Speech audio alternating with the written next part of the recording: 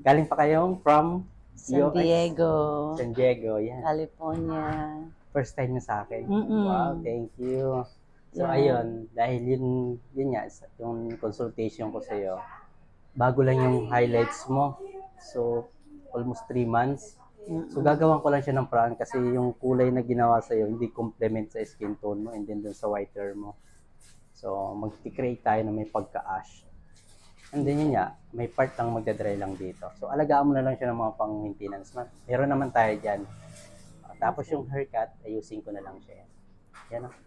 Tapos lagyan natin ng curtain bangs. Okay. Okay na ma'am? May question ka pa? Ready ka na mag-transform? Okay. Pa-prepare ko lang po. Okay, Thank you. thank you. Wow. Ngiting tagumpay. Ngiting success. Very. Yeah. Ito na yung transform ng hinahanap mo. Yeah. Wow. Kamusta experience mo sa akin? Happy. Thank you so much. Na-achieve ba Na-achieve. yung hair goals mo? Ayan na Yes. siya. Ayun, may pagka silver gray siya, ma'am, na dark lang.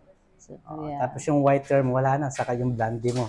Yeah. Nag-color correction tayo. Ganda. Yeah. Very happy. 10 years young. I know, right? Thank you so much. Kuna ko ng video Thank back, mama. you. Yes. Thank you Okay. po. Thank you.